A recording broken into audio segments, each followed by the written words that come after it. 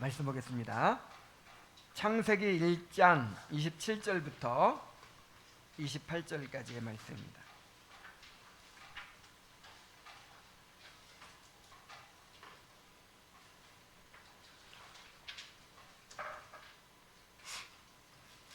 창세기 1장 27절부터 28절입니다. 다 같이 한 목소리로 읽겠습니다. 시작. 하나님이 자기 형상 곧 하나님의 형상대로 사람을 창조하시되 남자와 여자를 창조하시고 하나님이 그들에게 복을 주시며 하나님이 그들에게 이르시되 생육하고 번성하여 땅에 충만하라. 땅을 정복하라. 바다의 물고기와 하늘의 새와 땅에 움직이는 모든 생물을 다스리라 하시니라. 아멘. 하나님께서는 말씀으로 하늘과 땅과 그 안에 모든 만물을 지으신 후에 마지막으로 인간을 창조하셨습니다. 인간이 살아갈 터전을 먼저 예비하신 후에 인간을 창조하셨어요. 하나님의 세심한 배려를 우리가 알 수 있습니다. 하나님은 자기 형상대로 사람을 지으시고 그에게 만물을 다스리는 권세를 주셨습니다. 그러므로 인간은 단순히 자연의 한 부분이 아니에요. 하나님의 특별한 목적과 계획 속에서 창조 세계의 주인공으로 지음받은 존재입니다. 오늘 우리가 살펴볼 소요리문답 제10문은 바로 이러한 인간 창조의 진리를 분명하게 가르쳐주고 있습니다. 우리 신문을 다 함께 읽어보겠습니다. 시작. 하나님께서 사람을 어떻게 창조하셨습니까? 답. 하나님께서 사람을 남자와 여자로 그분의 자신상을 따라 지식과 의와 거룩함으로 창조하셨고 피조물을 다스리게 하셨습니다. 자, 지난주에 만물의 창조에 이어서 오늘 그 모든 창조의 정점인 인간 창조에 대해서 살펴보게 될 텐데, 소요리문답 신문은 하나님의 인간 창조에 대해서 특히 두 가지를 강조하고 있어요. 사람을 창조하시되 남자와 여자로 창조하셨다는 점과 하나님의 형상을 따라 창조하셨다는 점, 이 두 가지를 특별히 강조합니다. 남자와 여자로 창조하셨다는 거 먼저 한번 살펴보죠. 자, 하나님께서 사람을 남자와 여자로 창조하셨습니다. 정말 이 모든 하나님의 창조물 가운데 걸작 중의 걸작이 무엇일까요? 사람이죠. 그래서 참 이 자연 만물을 바라보아도 그 하나님을 우리가 발견할 수 있지만, 특히 하나님의 형상대로 지음받은 우리 사람을 생각할 때 정말 하나님을 인정하지 않을 수가 없어요. 야, 어떻게 남자와 여자가 있어가지고 둘이 이렇게 합해서 하나가 되게 하시고 또 자녀를 낳고 이렇게 번성하게 하시고, 야, 이게 어떻게 저절로 돼요? 이게 어떻게 진화해가지고 이렇게 될 수가 있어요?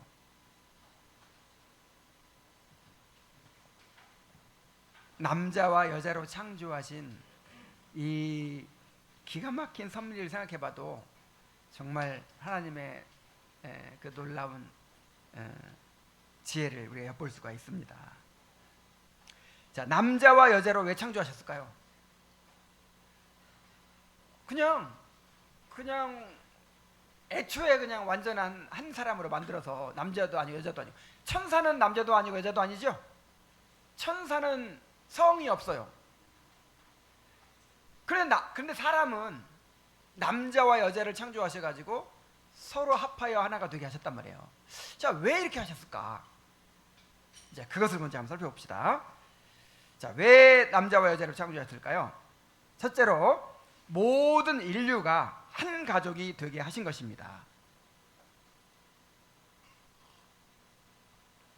사도행전 17장 20절에 보면 인류의 모든 족속을 한 혈통으로 만드사 온 땅에 살게 하시고 그들의 연대를 정하시며 거주의 경계를 한정하셨으니 그랬어요. 자, 인류의 모든 족속이 몇 혈통? 한 혈통이에요. 하나님께서는 아담과 하와 단 한 쌍을 창조하셨어요. 그리고 그들로부터 모든 인류가 퍼져나가게 하셨습니다. 이 모든 동물들은요, 그냥 많이 만드셨어요. 암수로 많이 만드셨어요. 근데 사람은 남자 한 사람, 여자 한 사람, 딱 한 쌍만 창조하셨어요. 자, 이것은 모든 사람이 본질적으로 한 혈통에 나왔음을 보여주며 전 인류가 하나의 가족임을 드러냅니다. 하나님의 의도가 모든 인류가 한 가족을 형성하고자 하셨던 거예요. 자, 그러나 이것은 단순한 혈통적 의미만이 아니라 언약적 의미를 가지고 있어요. 하나님은 아담을 인류 전체를 대표하는 언약의 머리로 세우셨습니다. 그래서 아담이 범죄했을 때 모든 인류가 그와 함께 죄와 사망 아래 놓이게 되었죠. 한 사람이 범죄함으로 모든 사람이 범죄하고 사망에 이르렀다 그랬죠. 자, 근데 구원도 그 역순으로 일어나죠. 둘째 아담인 예수 그리스도를 보내셔서 그를 믿는 자들을 새로운 언약 안에서 하나님의 가족이 되게 하셨습니다. 그래서 하나님께서 남자와 여자로 이렇게 창조하신 것은 둘이 합하여서 하나가 되게 하시고 그들을 통해서 낳은 자손을 통해서 한 가족을 이루게 하신 것이다. 결국 우리는 한 가족을 지향하는 것입니다. 천국 가면은 한 가족이에요. 한 가족. 천국 가면 아내 남편 있어요, 없어요? 없어요. 부모 자식 있어요, 없어요? 없어요. 한시적으로 지금 우리가 부모 자식 뭐 부부 관계는 한시적으로 이 땅에서만 있어요. 천국 가면 완전히 한 가족이에요. 한 몸이에요. 천국 가면 인류 전체가. 자, 두 번째는요, 경건한 자손을 얻게 하신 것입니다. 말라기 2장 15절에 보면 그에게는 영이 충만하였으나 오직 하나를 만들지 아니하셨느냐, 어찌하여 하나만 만드셨느냐, 이는 경건한 자손을 얻고자 하심이라. 그러므로 내 심령을 삼가 지켜 어려서 맞이한 아내에게 거짓을 행하지 말지니라 그랬어요. 자, 하나님께서 생육하고 번성하여 땅에 충만하라 그랬는데, 생육하고 번성하여 땅에 충만하기 가장 좋은 방법이 뭐예요? 엄청나게 많이 만들어 버리면 되지. 근데 그렇게 안 하고 남편 한 명, 아내 한 명, 딱 이 한 쌍만 창조하셔가지고 그 둘이 사랑하게 하셨어요. 한 몸이 되게 하셨어요. 자, 그 이유가 뭐라고요? 경건한 자손을 얻기 위해서다. 그냥 무조건 자식 많이 낳는 게 중요한 것이 아니고, 번성하는 게 중요한 것이 아니고, 어떤 자손이 태어나야 돼요? 경건한 자손.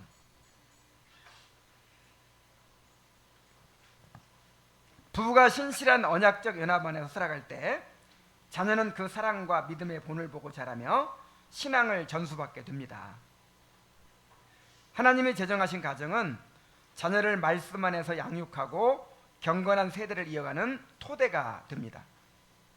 결국 경건한 자손은 단순히 혈통적 후손이 아니라 언약 안에서 믿음을 계승하는 자손이며, 이것이 하나님께서 가정을 세우신 중요한 목적 중 하나입니다. 그 결혼에 대해서 배울 때 결혼의 목적 세 가지가 있었죠. 기억하십니까? 자, 첫째 목적이 뭐예요? 홍기론제가 제 공부를 잘한 것 같아. 뭐예요? 서로 돕게 하시기 위해서. 두 번째, 경건한 자손을 얻게 하기 위해서. 세 번째,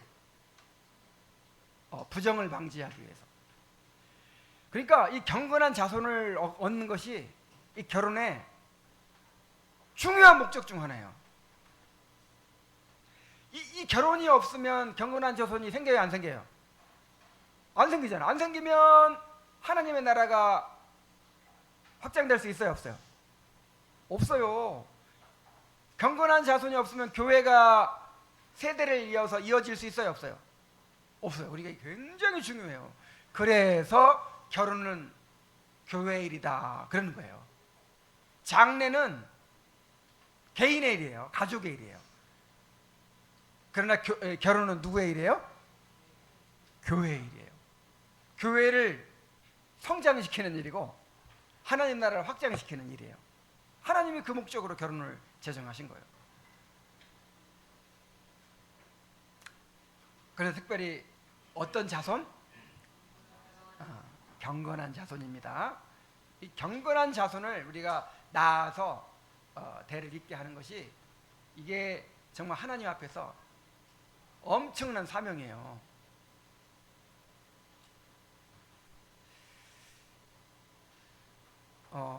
한편으로 생각하면 내가 자녀를 낳을 때 죄를 물려주잖아요. 그렇죠?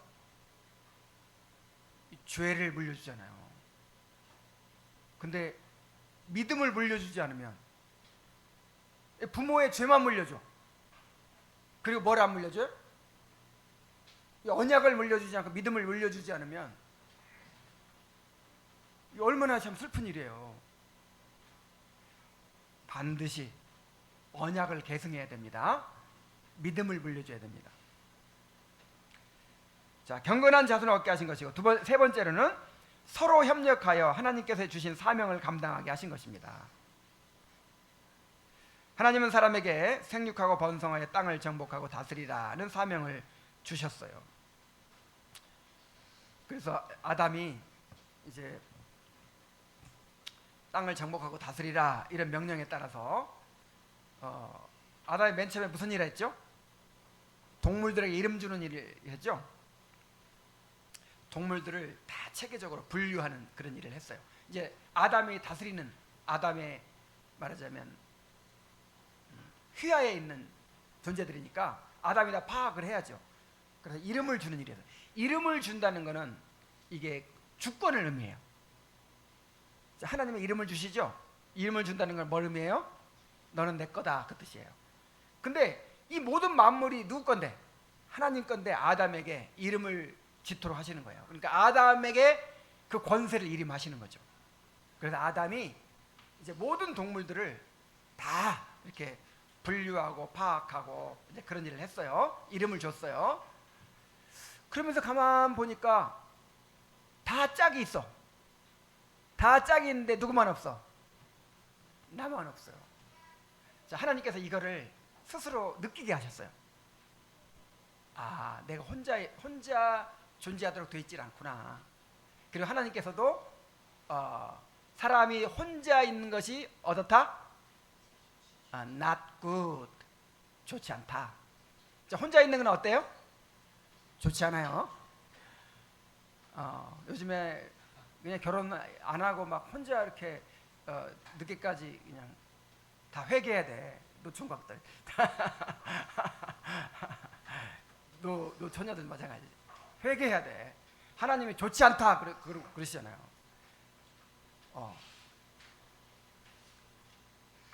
하나님께서 주신 생육하고 번성하며 땅을 정복하고 다스리라 이 사명은 남자와 여자가 연합하여 서로 협력할 때 온전히 감당할 수 있습니다. 하나님께서는 사람이 혼자 있는 것이 좋지 않다고 말씀하시고 남자와 여자가 연합하도록 하셨습니다. 남자와 여자는 서로 연합할 때 비로소 온전해지고 하나님께서 맡기신 창조의 사명을 충실히 감당할 수 있어요.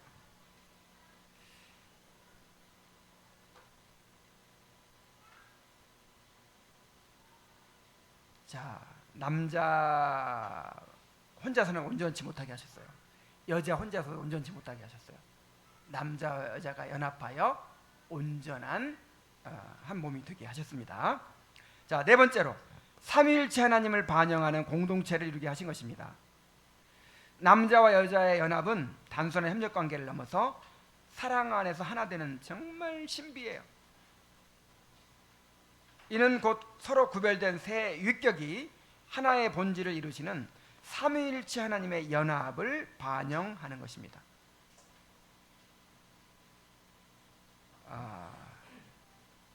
정말 기가 막히죠. 요즘에 제가 하나님의 아름다움이라는 주제에 대해서 이렇게 계속 읽고 묵상하고 정리하고 있어요. 하나님의 아름다움이라는 주제로 한번 시리즈로 말씀을 전해야겠다 이런 생각을 하고 있어요. 아브라함이 그리스도를 볼 것을 즐거워하고 보고 기뻐하느니라 그랬죠. 보고 기뻐.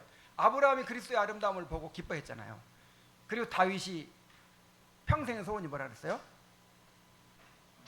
내 평생의 소원은 평생 성전에 살면서 하나님의 아름다움을 바라보는 것입니다. 그랬죠?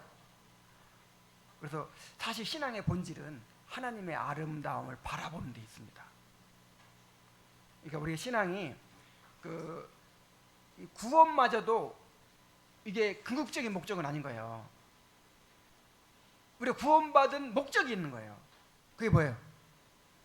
하나님의 아름다움을 보는 거예요. 그러니까 우리가 천국 가서 하나님의 아름다움을 바라보고 찬양하는 게 우리가 천국에서의 삶이잖아요.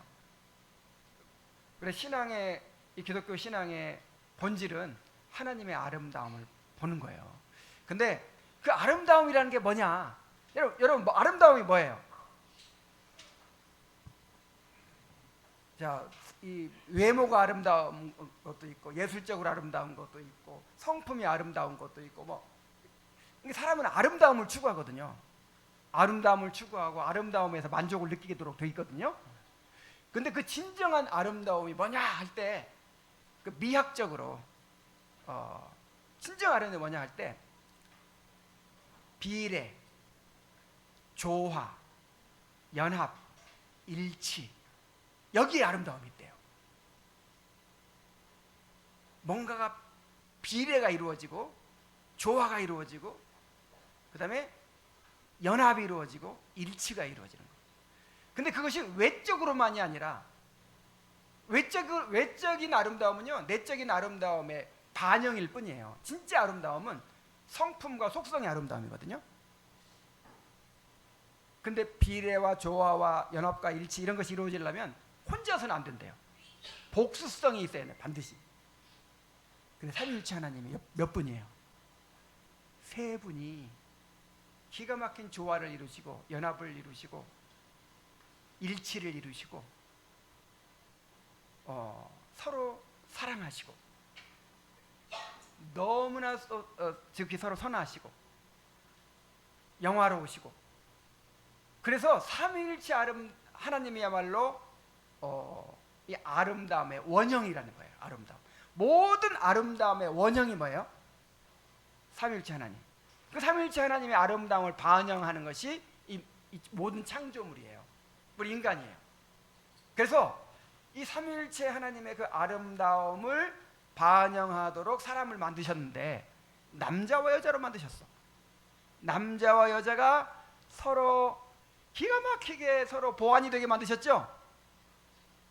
부부간에 봐요. 어쩌면 그렇게 서로 보완이 되게 만드시고 조화를 이루게 만드시고 서로 사랑하게 만드시고 하나가 되게 만드셨잖아요.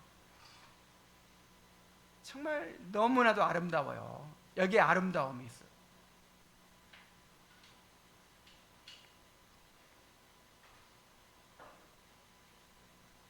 부부의 사랑과 연합은 하나님께서 친히 세우신 언약적 관계이고 그 안에서 하나님의 형상이 더욱 분명히 드러납니다. 그 삼위일체 하나님의 그 연합과 그 일치와 그 조화, 그 사랑, 그걸 반영하는 관계가 이 부부 관계예요. 물론 이제 부부 관계만이 아니라 모든 관계가 인간의 관계가 그런 걸 반영해야 되겠죠. 이 교회도 마찬가지고. 더 나아가서 그리스도와 교회와의 관계를 보여주는 모형이 되게 하신 것입니다. 에베소 5장에서 사도 바울은 남편과 아내의 관계를 그리스도와 교회의 관계와 연결해서 설명합니다. 남편은 아내 사랑하기를 그리스도께서 교회를 사랑하시되 자기 몸을 주신 것 같이 하라고 그랬고, 아내는 교회가 그리스도께 복종하듯이 남편에게 복종하라고 했습니다. 부부관계는 그리스도와 교회의 연합을 드러내는 신비한 모형입니다. 자, 정말 부부관계처럼 참 신비가 없어요. 부부관계처럼 아름다운 것이 없고요, 또 행복한 것도 없고.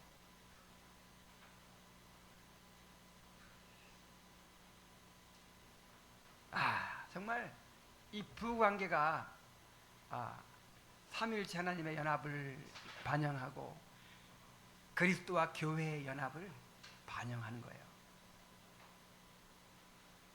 결혼이 중요하죠. 결혼이 중요해요. 자, 이렇게 남자와 여자로 지으신 이유를 우리가 한 5가지로 살펴봤어요. 자, 그런데 남자의 육체는 땅의 먼지로 지으시고 여자는 남자의 갈빗대로 지으셨어요. 이제 이 배우리 문답은 좀 확장해서 이것까지 설명합니다. 자, 하나님께서 남자를 뭘로 지으셨어요? 흙으로. 근데 흙이라는 말이 먼지라는 뜻이에요. 먼지. 그냥 훅 불면 날아가 버리는 먼지. 자, 왜 다른 걸로 좀 좋은 걸로 지으시지 흙으로 지으셨을까요? 금덩이로 지으실 수도 있잖아요, 그죠? 아니면 뭐 수정으로 지으실 수 있고 다이아몬드로 지으실 수도 있고. 근데 뭘로 지으셨어? 먼지로. 자, 이것은 인간이 본래 아무것도 아니라는 사실을 보여주는 거예요. 하나님께서 거기에 생기를 불어넣지 않으시고 하나님과 연합하지 않으면 뭐다? 아무것도 아니다. 인간은 아무것도 아니다 하는 것을 나타내시기 위해서 먼지로 지으셨다는 거예요.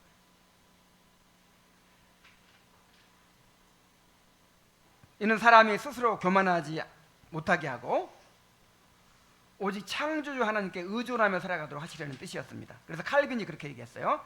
아무도 자기 육신 안에 있는 정도를 지나쳐서 자신을 자랑하지 못하게 하려는 것이었다. 거기에서 겸손을 배우지 못하는 자는 참으로 어리석은 자일 것이다. 그랬어요.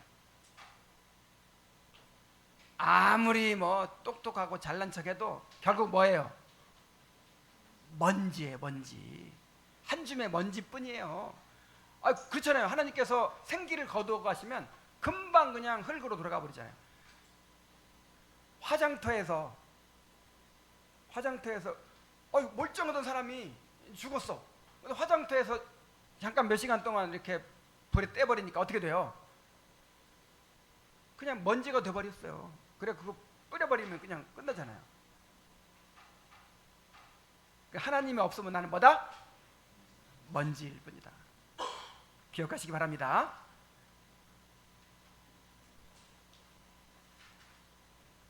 그래서 모든 인간이 하나님 앞에서 피조물의 한계를 인정하고 겸손히 살아가야 함을 가르쳐 준다는 거예요. 야, 근데 여자는 재료가 달라. 남자는 뭘로 지었고 먼지로 지었는데 여자는 남자의 갈빗대로 지었어요. 우와. 그래 더 우수하대요. 그건 지어낸 말이고. 자, 왜 갈빗대로 지었을까요? 여자도 그냥 먼지로 지어버렸으면 될 텐데. 자, 서로를 자기 몸처럼 여기며 사랑하게 하시려는 하나님의 뜻이었다는 거예요. 자, 아담을 잠드시게 한 다음에 아담에게 있는 갈빗대를 뽑아가지고 그 갈빗대로 하와를 만들었어요. 하와가 어디서 나왔어요? 아담에게서 나왔어요. 그래가지고 이제 아담이 잠이 깨가지고 잠이 딱 깨서 보니까 하나님께서 기가 막힌 미인을 딱 앞에다 데려다 놓은 거야. 근데 그 여자가 어떻게 해서 나왔어요? 내 몸에서 나왔잖아. 그래가지고 최초의 시가 한 편 딱 나옵니다. 이는 내 뼈 중에 뼈요 살 중에 살이라. 우리 남자들만 한번 다 같이 따라하고 있어요. 이는 내 뼈 중에 뼈요 살 중에 살이라. 다시 시작. 자, 이렇게 한 번씩 고백을 하세요. 아내들한테. 당신은 나의 뼈 중에 뼈요 살 중에 살입니다. 이렇게. 자, 매튜 헨리는 이 주석에서 참 재미있는 표현을 했어요. 여자가 남자를 지배하지 못하도록 머리뼈로 만들지 않으셨고, 자, 머리뼈로 만들었으면 큰일 뻔했어요. 또 남자에게 짓밟히지 않도록 다리뼈로 만들지도 않으셨다. 그러나 동등한 위치에서라고 하여 옆구리 부분에서 취하여 만들었으며, 보호함을 잘 받도록 하여 주기 위하여 팔 밑에서 취하셨으며, 많은 사랑을 받을 수 있도록 남자의 가슴과 가까운 곳에서 취하여 내셨다. 매튜 헨리가 이렇게 멋있는 말을 하는데 이게 좀 약간 이렇게 상상해서 하는 내용이 많아서 이걸 막 그대로 그냥 논리적으로 받아들일 게 아니라 서로를 자기 몸처럼 여기고 사랑해 하려는 하나님의 뜻이었다, 이렇게 생각하면 됩니다. 남자와 여자가 동등한 인격으로 서로 사랑하며 존중하는 관계로 창조되었음을 잘 보여줍니다. 그래서 그 남편들한테 아내를 네 몸처럼 사랑해라, 그렇게 이제 그 에베소 5장에서 명령하면서, 생각해봐라, 자기 몸을 아끼지 않는 사람이 어디 있냐. 그래서 아내를 사랑하는 것은 자기 몸을 사랑하는 것이다, 이렇게 얘기를 했어요. 그러니까 아내가 나의 뭐다? 몸이다. 그러니까 아내 사랑하는 거는 손에 가는 일이에요, 아니에요? 내 몸은 아끼잖아. 남자들 자기 몸은 그냥 얼마나 아끼는지 몰라. 정말 아끼잖아요. 그렇게 아내를 사랑하라는 거예요. 그래서 아내를 사랑하면 내 몸을 사랑하는 것만큼 유익해요. 나한테 이득이 돌아와. 근데 아내를 사랑하지 않으면, 자, 내 몸을 사랑하지 않고 막 함부로 하면 누가 손해예요? 내가 손해죠.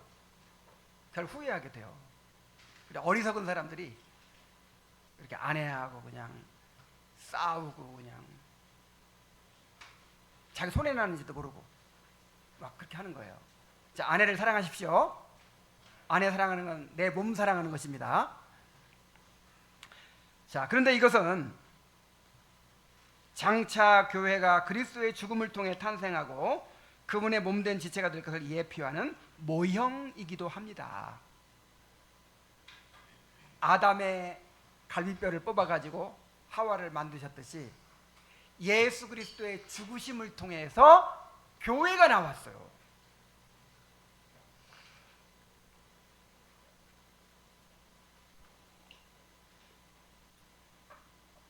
그래서 이 부부관계가 그리스도와 교회의 관계를 나타내는 모형이라고 하는 생각을 가지면 정말 우리가 두려워해야 돼요. 우리 부부관계를 통해서 복음을 전하는 것이거든요.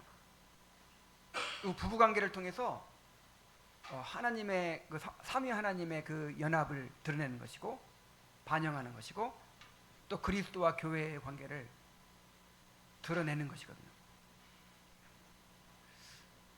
근데 서로 사랑하지 못하고 서로 싸우고 갈라지고 막 이러면 그리스도의 그 모습을 일그러뜨리는 것이 되는 거예요.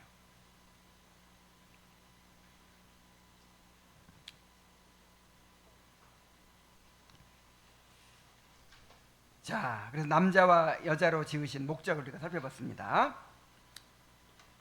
자, 또 한 가지 중요한 포인트가 뭐냐면 하나님께 사람을 창조하시되 그분 자신의 형상을 따라 창조하셨다는 거예요.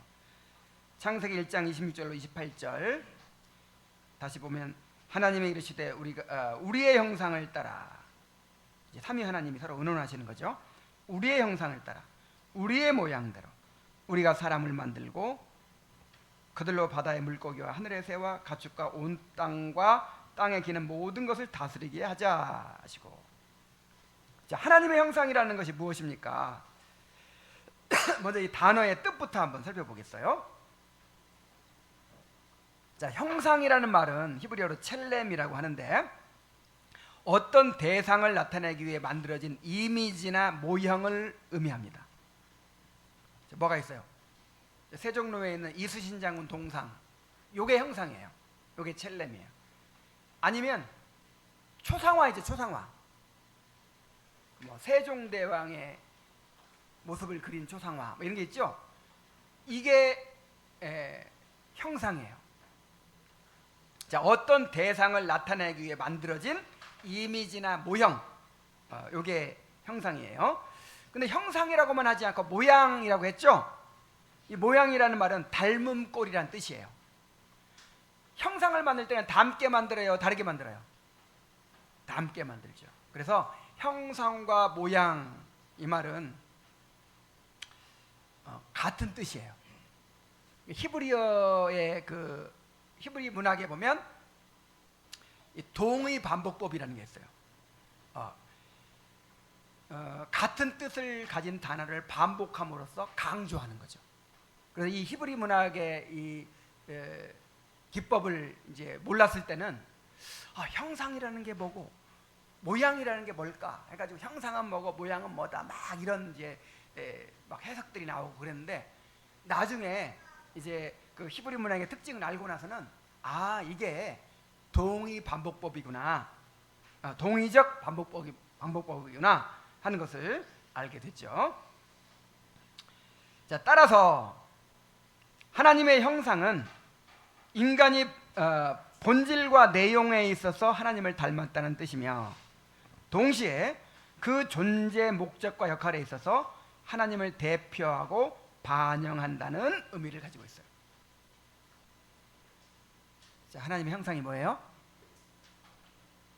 그 내용에 있어서는 하나님을 닮았다는 뜻이고 그 역할에 있어서는 하나님을 대표하고 반영한다, 그 뜻이에요. 자, 그런데 이 하나님의 형상에는 좁은 의미의 형상이 있고 넓은 의미의 형상이 있어요.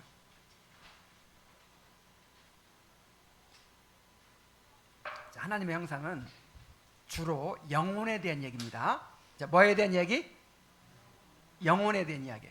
이게 우리가 하나님 닮았다 할 때 영혼을 가리키는 거예요. 자, 하나님이 형상이 있어요, 없어요?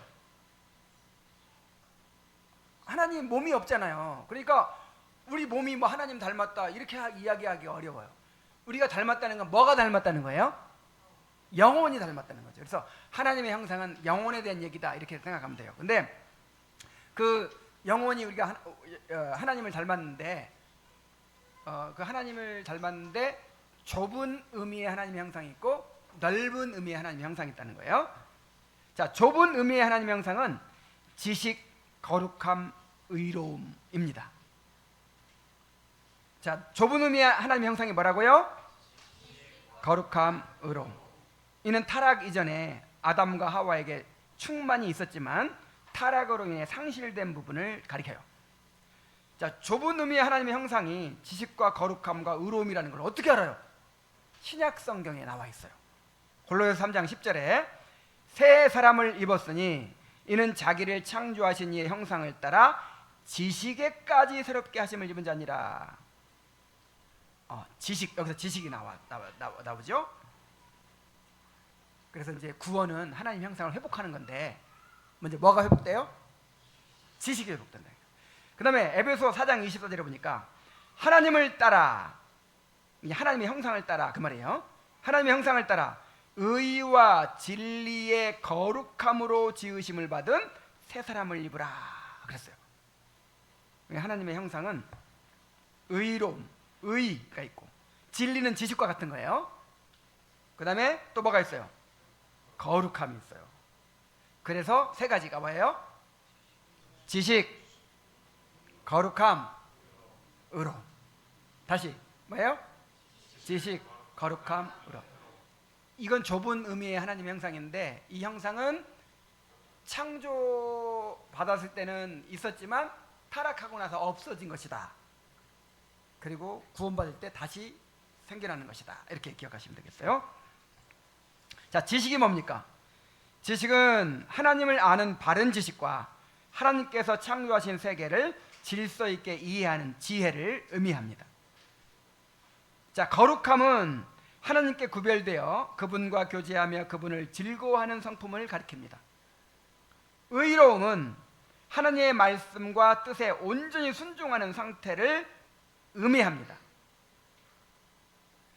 그래서 조나단 에드워즈는 인간의 거룩함과 의로움이 하나님의 형상으로서의 아름다움이다, 그런 얘기를 했어요. 그러니까 물론 그 외모도 하나님의 아름다움을 반영하는 것은 사실이에요. 그러나 여러분, 외모가 정말 예쁜데 하는 짓이 미운 짓만 하는 사람 있죠? 그 사람 외모가 이뻐요, 안 이뻐요? 그냥 꼴 보기 싫죠. 그래서 외모는 진정한 아름다움이 아니에요. 진짜 아름다움은 그 성품에 있어요. 그런데 자, 인간이 아름답다고 할 때 그 인간의 아름다움의 그 본질이 뭐냐? 거룩함과 의로움이 있다. 그랬어요.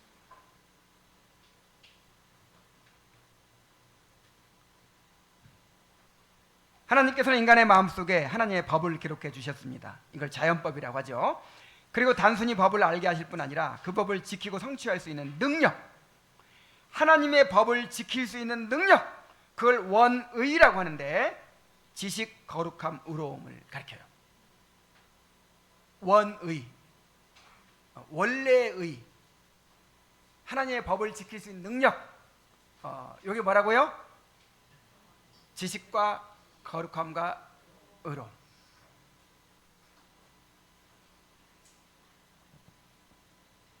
따라서 아담과 하와는 처음부터 하나님의 뜻을 알고 즐거워하며 순종할 수 있는 능력을 가진 온전한 존재로 창조되었어요.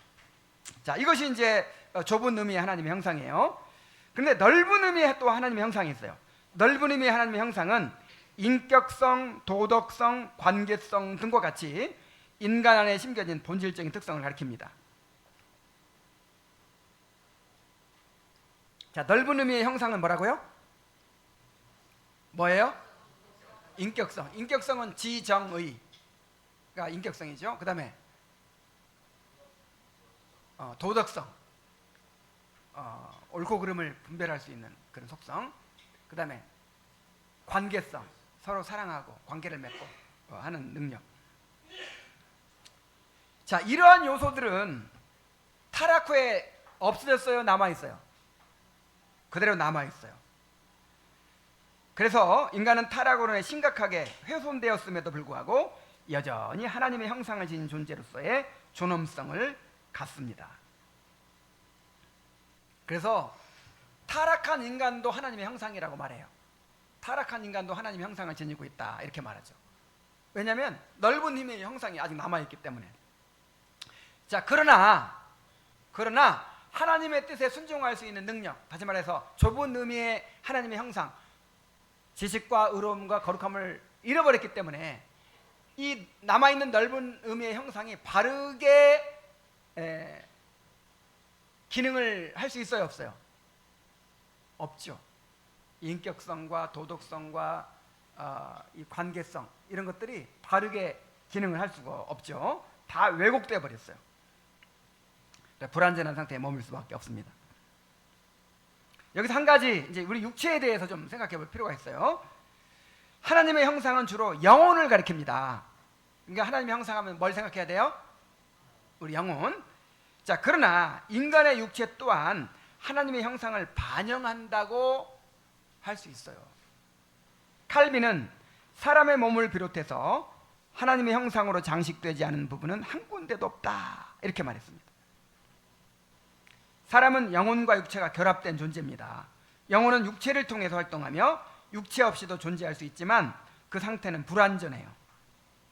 하나님께서는 인간이 영혼과 육체가 함께 있을 때 비로소 온전한 사람으로 살아가도록 창조하셨습니다.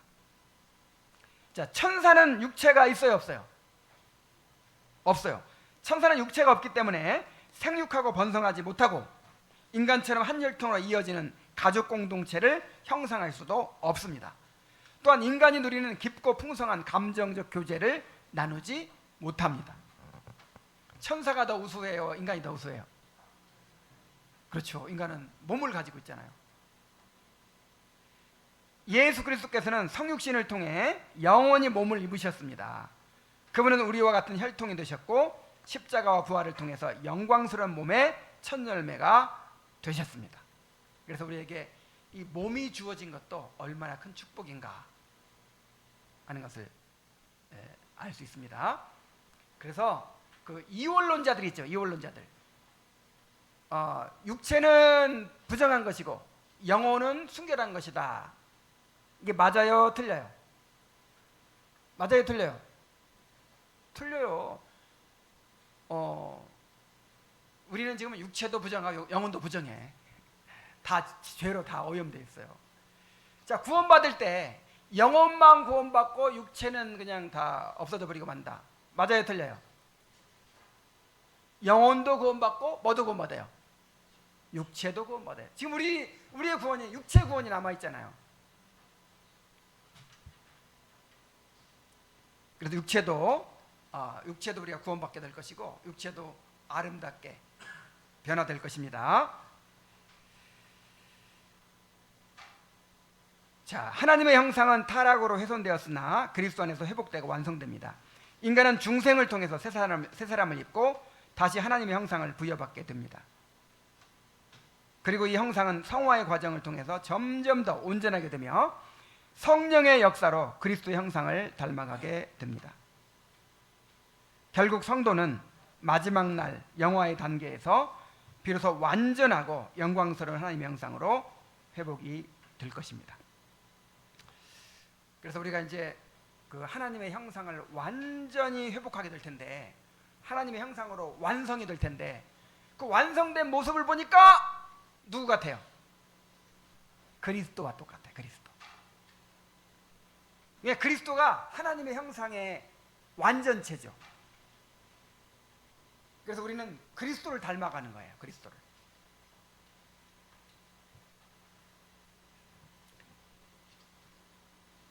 자, 아까 하나님 형상을 정의할 때 어떻게 정의했죠? 내용적으로는 하나님을 닮았다는 것이고, 또 기능적으로는 뭐 한다는 거예요? 뭐 한다 그랬어요?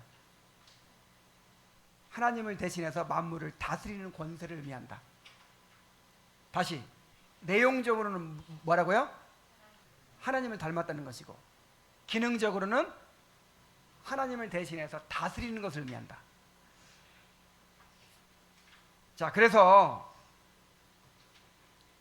하나님께서 인간을 하나님 닮게 만드신 것은 하나님을 대신하여 모든 피조물을 다스리도록 하신 것입니다. 모든 피조물을 다스리는 게 형상이에요. 또 다시 말하면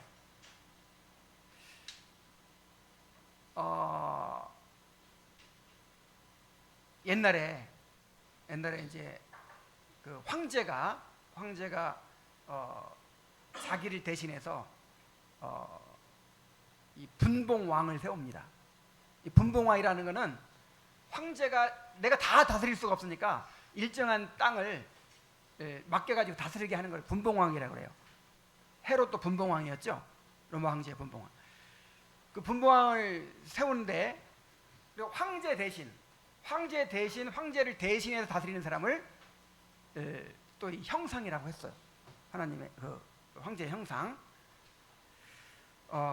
그래서 이 다스리는 것 자체가, 대신해서 다스리는 것 자체가 하나님의 형상이에요. 인간은 하나님의 대리자로서 세상을 관리하고 다스리며 그 통치를 통해서 하나님의 주권과 영광을 드러내는 존재입니다. 따라서 하나님의 형상은 단순히 내적 성품을 의미하는 데 그치지 않고, 하나님을 닮았다는 데 그치지 않고, 기능적 측면에서 인간이 하나님을 대신하여 만물을 섬기고 다스리는 책임과 사명을 포함합니다. 그래서 안토니 후쿠마라는 신학자는 이 점을 강조하면서 우리는 사람이 하나님의 형상을 가지고 있다고 말할 뿐 아니라 사람이 곧 하나님의 형상이다 라고 말해야 한다고 했어요. 자, 보세요. 사람은 하나님의 형상을 가지고 있어요. 이 말은 뭘 가리키는 거예요? 하나님을 닮은 점, 내용을 가리키는 거죠. 좁은 의미의 하나님의 형상, 넓은 의미의 하나님의 형상, 그 닮은 점을 가리키는 거죠. 근데 사람이 하나님의 형상이다 라고 할 때는 그 기능을 말하는 거예요. 하나님을 대신해서 만물을 어떻게 하는 거? 다스리는 거. 자, 우리 아까 그 구절을 한번 다시 보면 좋겠어요. 그 창세기 1장 27절 28절 보면 하나님이 이르시되 우리의 형상을 따라 우리의 모양대로 우리가 사람을 만들고, 여기까지는 이제 우리 닮게 만들자 그거잖아요. 그죠? 그 다음에 그들로 바다의 물고기와 하늘의 새와 가축과 온 땅과 땅에 기는 모든 것을 어떻게 하자? 다스리게 하자. 이게 기능적으로 하나님의 형상이란 말이에요. 다스리게 하는 거.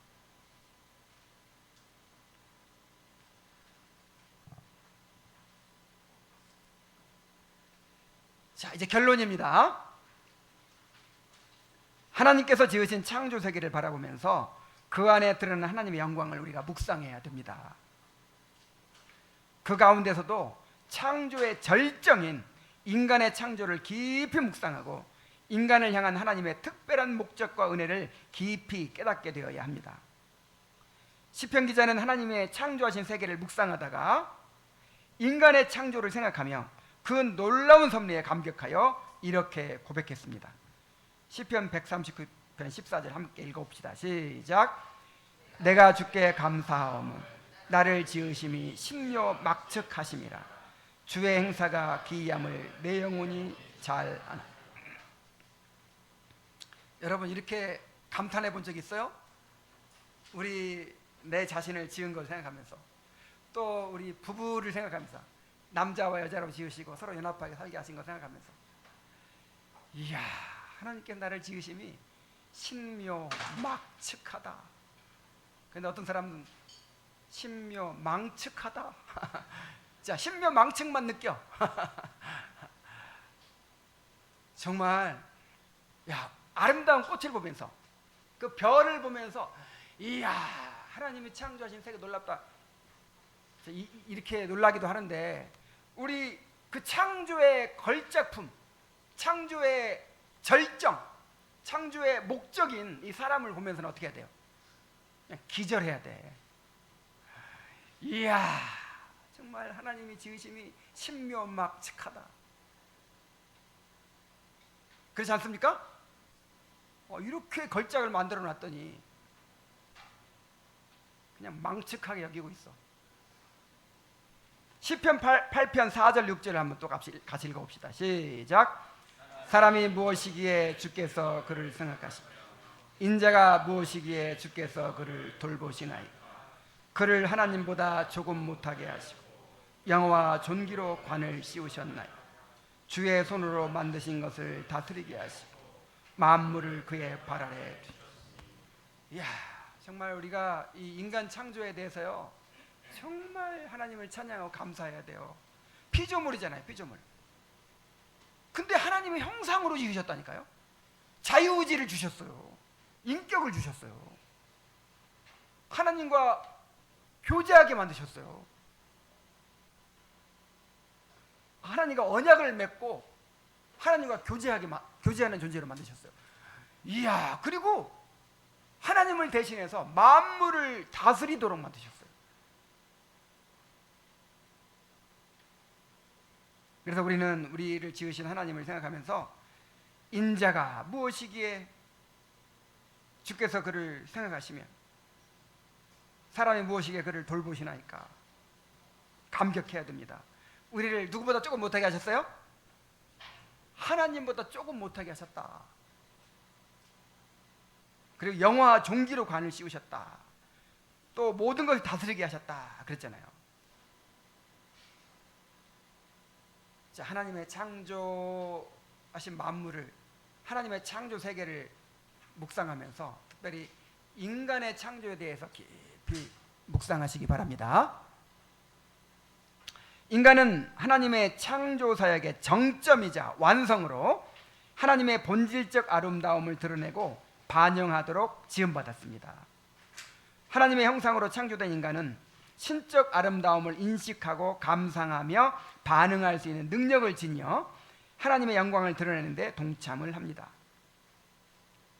하나님께 세상을 지으신 목적은 자신의 영광을 나타내심에 있으며, 그 영광은 특별히 하나님의 형상대로 지음받은 인간의 참된 행복 속에서 다시 하나님께 되돌아갑니다. 그러니까 하나님은 우리를 그냥 무한히 행복하게 만드심으로써 영광을 받고자 하시는 거예요. 그럼 우리가 어떻게 행복해지느냐? 이 행복은 하나님의 거룩함과 영광과 아름다움을 바르게 인식하고 그분을 즐거워하며 찬양하는 데 있습니다. 자, 이 관계를 잘 아시기 바랍니다. 그러니까 하나님의 영광과 인간의 행복은 완전히 연결되어 있죠. 그러므로 우리는 인간을 창조하신 하나님의 섭리를 기억하고 겸손히 하나님을 경외하며 하나님을 영화롭게 하고 그 안에서 참된 즐거움을 누리는 삶을 살아가야 하는 것입니다. 자, 이제 우리 함께 기도합시다. 오늘 주신 말씀에 따라서 우리 함께 기도합시다. 오늘 오전에 하나님의 은혜의 증거를 가지고 확신 있게 증거하는 모습을 보았죠. 우리도 하나님이 주신 은혜의 체험을 가지고 그렇게 두려움 없이 하나님을 증거할 수 있도록 해달라고 그렇게 기도합시다.